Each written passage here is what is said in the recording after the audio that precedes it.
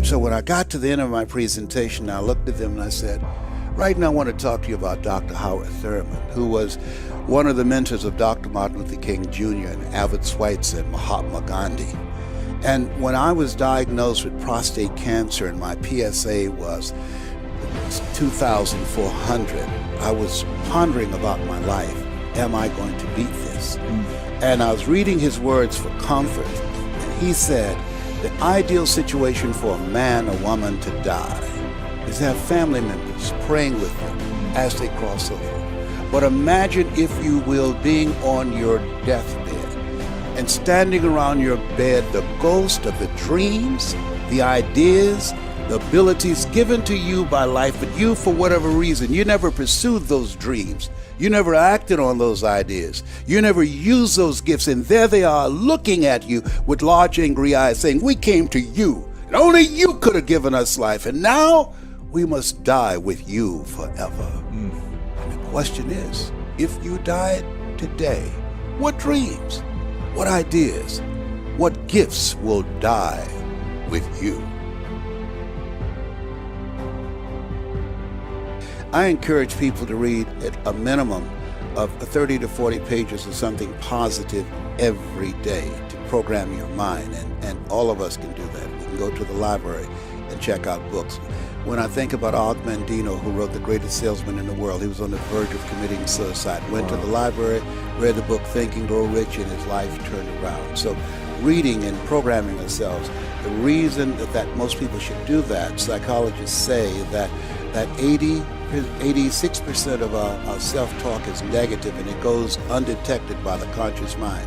That's why we're taught, be ye not conformed to this world, be ye transformed by the renewing of your mind.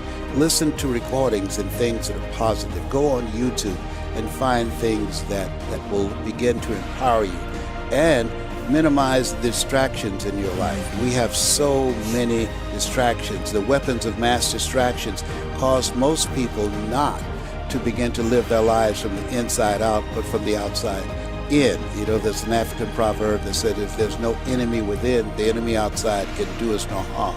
Shakespeare said the forte of Buddhists is not in our stars, but in ourselves, and we are underlings. So you have to program yourself, or your mind will be programmed.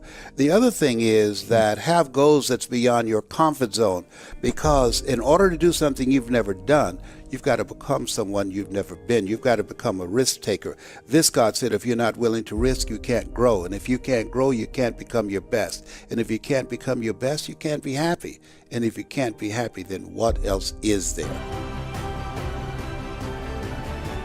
And the other thing is, upgrade your relationships. You earn within $2,000 to $3,000 of your closest friends. You've got to look at the people in your life and ask, what is this relationship doing to me?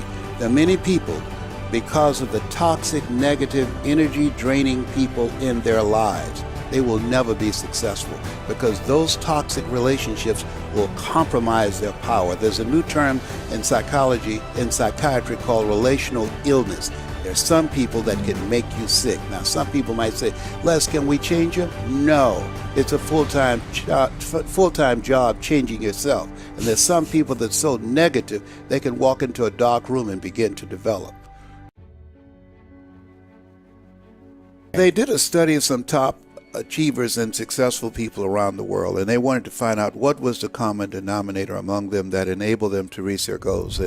And what they discovered, that 85% of them reached their goals because of their attitude, their vision about themselves, and 15% because of their aptitude. So school, as you know, has been focused on reading, writing, and arithmetic. It does not consider critical thinking and the conceptual education, and it does not help young people begin to mold a vision of themselves that will allow them to be an asset to our society rather than a liability. So one of the worst things that you can do is provide an environment and get people to buy in a lie about themselves and cause them to live a small life as opposed to a life of achievement, because the culture is designed to hold us back. You have greatness in you. I don't know you, but here's what I know based upon my own experience. You have greatness in you, that you have the ability to do more than you could ever begin to imagine. You have greatness in you, that as you think about yourself, I'm reminded of the words of Howard Thurman, who said, "There's a presence in each and every one of us that waits and listens to the voice of the genuine in yourself. It will be perhaps the only guide you will ever have or hear. And if you cannot hear it, all of your life will be spent on the ends of strings that somebody else pulls. When you recognize your greatness, no one will ever pull your strings. You are different.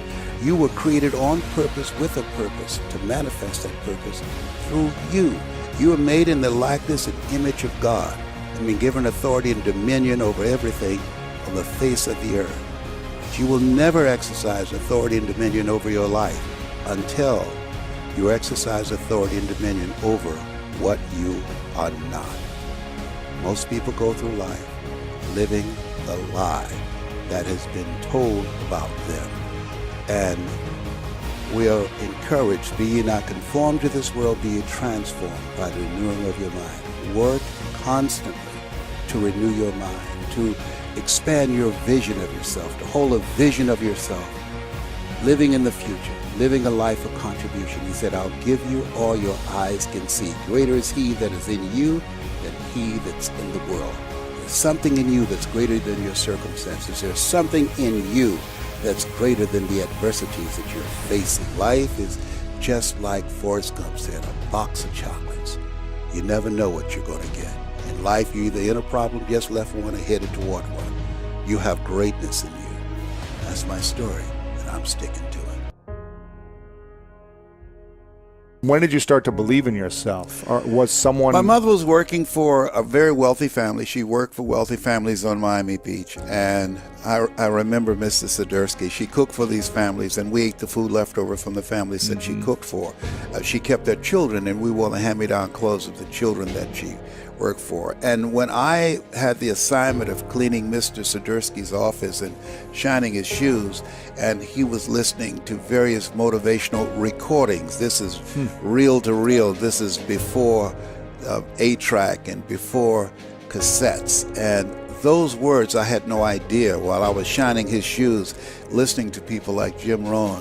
When the end comes for you, let it find you conquering a new mountain, not sliding down an old one. People like Zig Ziglar, if you give enough people what they want, they will give you what you want. Listening to some of the words of Winston Churchill, the truth is incontrovertible, malice may attack it, ignorance may deride it, but at the end, there it is. And so I had no idea, while shining his shoes, listening to these words, that it began to restructure my vision of myself. And I had an interruption when I was in the 11th grade, because I was in special education from the 4th grade all the way to the 11th grade. And I met a gentleman by the name of Mr. Leroy Washington. I eulogized him last year. They call him the great communicator. And I was in his class waiting on another student. He said, young man, go to the board and work this problem out for me. And I said, I can't do that, sir. And he said, why not? I said, I'm just here to see MacArthur Stevens. I'm not one of your students. He said, go to the board and do what I'm going to give you directions anyhow. And I said, I can't, sir. And the other students started laughing, saying, he's Leslie. He's got a twin brother, Wesley. Wesley's smart. He's DT. He said, what's DT? He's a dumb twin. And I said, I am, sir. And he came from behind his desk. He looked at me. He said, don't you ever say that again. Someone's opinion of you does not have to become your reality. How people live their lives is a result of the story they believe about themselves. I'm training people to get into their greatness, to begin to develop the courage to pursue dreams beyond their comfort zones. Because in order to do something you've never done, you've got to become someone you've never been. When you're pursuing your greatness, you don't know what your limits are, so you act like you don't have any.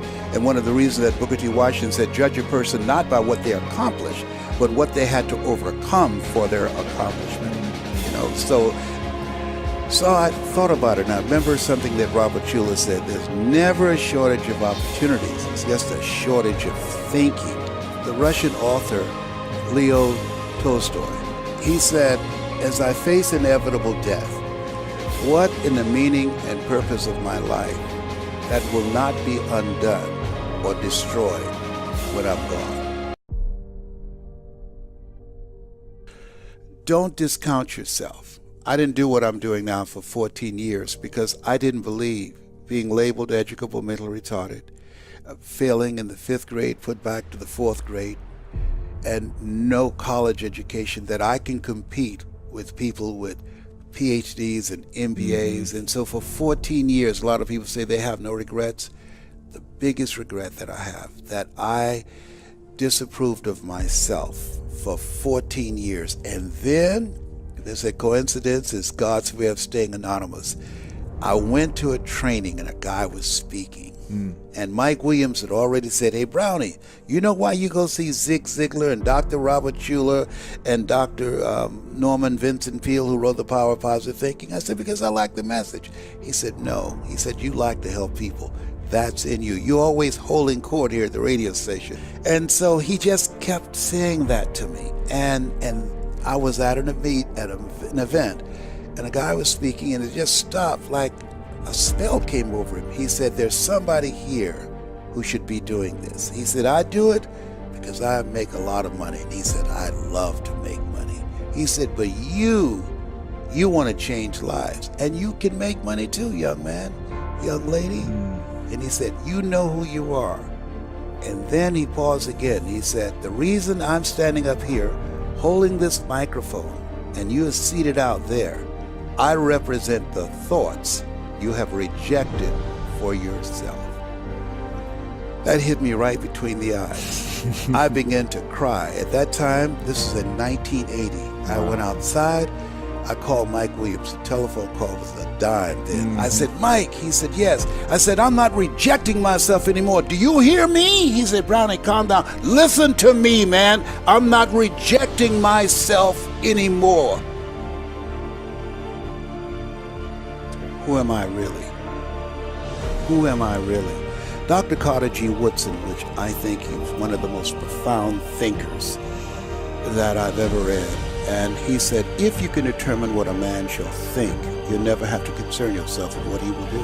He said, if you can make a man feel inferior, you never have to compel him to seek an inferior status, for he will seek it himself.